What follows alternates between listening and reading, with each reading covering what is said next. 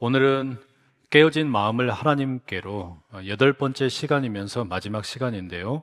시편 23편의 1절에서 6절 말씀 본문으로 마음을 따르지 않을 용기, 마음을 따르지 않을 용기, 이런 제목으로 말씀 전하겠습니다. 현대 사회가 우리에게 가르치는 최고의 미덕이 있어요. 이게 최고다라고 가르치는 게 있는데, 그게 뭐냐면 당신의 마음을 따르라. 사디어스 윌리엄스라는 분이 오늘 설교의 제목과 똑같은 마음을 따르지 않을 용기라는 책을 썼어요. 이 책에서 이런 식의 사회 분위기, 자기 마음의 소리에 귀를 기울여라, 이런 어떤 분위기를 가리켜서 종교라고 말합니다. 이 종교와 같다는 거예요. 이 종교의 이름이 뭔지 아세요? 자아 숭배교입니다. 나의 마음을 따른다라고 하는 이 구호가 얼마나 위험한가 지적을 합니다. 핵심이 뭐냐면 우리의 마음이라고 하는 것은 좋은 종은 될 수 있지만 절대로 좋은 주인이 될 수는 없다. 왜 그러냐면 우리 마음이 변덕스럽기 때문이에요. 만물보다 거짓되고 심히 부패한 것은 마음이라. 그러니까 성경은 우리 마음을 무시하지 않습니다. 하지만 마음을 신뢰하지도 않습니다. 마음을 따른다라고 하는 것이 꽤 괜찮은 말 같은데 오히려 이것이 우리를 더 구덩이로 밀어넣을 가능성이 아주 높습니다. 우리가 영화 겨울왕국, 우리 아이들이 너무 좋아하잖아요. 그 겨울왕국에 엘사라고 하는 주인공, 여자 주인공이 있죠. 성을 박차고 나가면서 부른 노래가 Let It Go입니다. 우리 아이들이 Let It Go, Let It Go, Let It Go 이러면서 노래 불렀어요. 물론 여러분, 영화 속의 이 엘사라는 이 여인이 고통과 억압이 컸던 것은 사실입니다. 하지만 그 상처의 해방, 마음대로 하는 것이 진정한 자유가 아니더란 말이에요. 결과가 어떻게 됩니까? 이 엘사가 화려하게 얼음 궁전을 짓습니다. 아무도 들어올 수 없는 고립된 성이었어요. 자기 마음의 욕망을 해방시키는 게 자유인 줄 알았는데 결과적으로는 자기가 사랑하는 사람들과 완전히 단절이 되고 세상을 얼어붙게 만드는 아주 고독한 통치자가 되고 맙니다. 자기 마음이 인생의 주인이 되니까 하나님과 타인으로부터 멀어지게 되고 결국에는 자기 숭배라고 하는 감옥에 갇히는 꼴이 되더라라는 말이에요. 또 다른 영화 한 편 소개해드리고 싶은데요. 마음을 따르는 일이 얼마나 어렵고 또 위험한 일인가 보여주는 영화입니다. 반지의 제왕. 프로도가 그 여정 가운데 엄청나게 많은 고난을 겪는데요. 외부에 엄청난 무슨 괴물들이 진짜 적이 아니고 가장 큰 적은 어디에 있어요? 자기 내면에 있어요. 자기 내면의 목소리, 마음의 유혹과 싸우는 게 가장 커다란 싸움이었습니다. 이 프로도는 자기 마음이 시키는 대로 하지 않기 위해서 몸부림을 합니다. 그게 뭐예요? 마음을 따르지 않는 용기입니다. 우리 신앙이라는 게 여러분, 내 마음의 소원을 이루는 게 아니죠. 오히려 내 마음의 욕망을 십자가에다가 못을 박고 하나님의 뜻이 내 안에 이루어지도록 구하는 것. 여러분, 그게 신앙의 핵심이잖아요. 바로 그 일을 따라가는 일이 우리가 본질적으로 구해야 할 신앙의 본질입니다.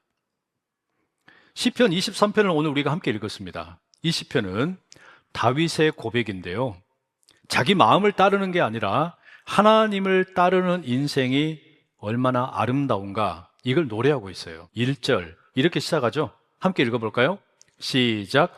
여호와는 나의 목자시니 내게 부족함이 없으리로다. 자기 마음을 목자로 삼고 살아가게 되면 늘 목마름이 있습니다. 채워지지 않는 것이 늘 있는 거예요. 부족해요. 마음은 아무리 채우려고 해도 채워지지 않아요. 반면에 다윗은 이 시를 통해서 가장 단순하면서도 급진적인 선언을 합니다. 여호와는 나의 목자시니. 이게 뭡니까? 신앙의 출발이죠. 누가 내 인생을 이끄시는가? 누가 내 삶의 방향을 결정하는가? 목자는 오직 한 분, 하나님이라는 것. 다윗이 이 고백을 합니다. 여호와가 나의 목자라고 고백을 하는 순간에 자기 마음 안에서 올라오던 수많은 요구 사항들의 목소리가 잠잠해지더라라는 겁니다. 인생의 주인이 바뀌는 혁명이에요. 우리 마음은 편한 길을 찾고 내가 그냥 끌리는 대로 살게 만들지만 하나님께서는, 목자이신 주님께서는 우리를 의의 길로, 바른 길로 이끌어 가신다는 거예요. 왜냐? 그래야만 우리 영혼이 바르게 살 수 있기 때문입니다. 양은 시력이 되게 안 좋다고 그래요. 그래서 자기가 어디로 가는지도 모르고 그냥 계속 가다 보면 낭떠러지로 쿵 하고 떨어질 수도 있다고 합니다. 그래서 목동들은 그 양을 이 막대기로 툭툭 치기도 하고 지팡이로 건드리기도 한다라고 합니다. 또 한편으로는 사나운 맹수가 나타나면 이 막대기와 지팡이를 가지고서 이 나쁜 맹수들을 쫓아내기도 하죠. 사실 여러분, 내 마음대로 가려는 나의 습성을 돌이키시는 하나님의 손길은 나중에 돌아놓고 보니까 가장 큰 보호막이었다는 것을 깨달을 때가 있어요. 주께서 내 원수의 목전에서 내게 상을 차려주시고 기름을 내 머리에 부으셨으니 내 잔이 넘치나이다. 내 마음의 소리를 계속 듣다 보면요, 원수를 묵상하게 됩니다. 하지만 목자를 따르게 되면 원수가 지금 눈앞에 시퍼렇게 눈을 뜨고 있어도 뭘 집중하게 되냐면요, 원수가 아니라 하나님께서 차려주신 밥상을 집중합니다. 하나님께서 내게 차려주신 밥상을 더 깊이 있게 바라보는 거예요. 내 마음을 따르는 대신에 하나님을 목자로 인정하고 따랐더니 무슨 일이 생기냐? 내 뒤에서 하나님의 선하심과 하나님의 인자하심이 나를 따르기 시작한다는 거예요. 내 뒤에서 하나님의 선하심과 하나님의 인자하심이 내 뒤를 따라오는데 어떻게 따라와요? 끝까지 추격한다. 여호와 나의 목자를 따르게 되면 하나님의 그 선하심과 인자하심의 복이 나를 쫓아와가지고 끝까지 붙잡아서 추격을 해서라도 반드시 복을 주고야만 하는 그 은혜가 여러분 모두 가운데 있기를 축복합니다. 저와 여러분을 가리켜서 뭐라고 표현합니까? 양이래요. 양은 양인데 어떤 양이냐? 각기 제 길로 가버리는 겁니다. 길을 잃어버린 양이에요. 자기 마음의 소리를 듣고 또 길을 잃어버리고 어디로 가야 될지 몰라서 헤매고 있는 양이라는 이야기입니다. 바로 그런 우리를 위해서 오신 참 좋은 분이 계신 거예요. 그게 누구냐? 예수 그리스도. 이 길을 잃어버린 양들이 하도 헤매고 다니다가 저주의 구렁텅이에 빠지니까 거기에서 건져내기 위해서 십자가에 스스로를 달아 매시고 대가를 대신 지불하신 분입니다. 그 주님이 우리에게 선한 목자가 되시는 거예요. 치유의 핵심, 이 마음의 치유의 핵심은 나의 시선의 변화예요.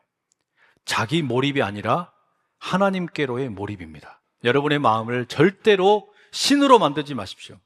마음의 소리에만 기울이지 마시고 내 마음을 따르지 아니하고 목자의 음성을 따를 용기를 구하시기 바랍니다. 세상의 흐름을 거스를 수 있는 용기, 나 자신에게 아니요라고 말할 수 있는 용기, 그것이 바로 신앙의 본질입니다.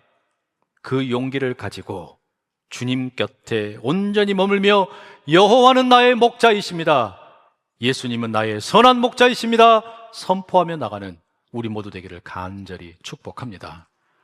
기도하겠습니다.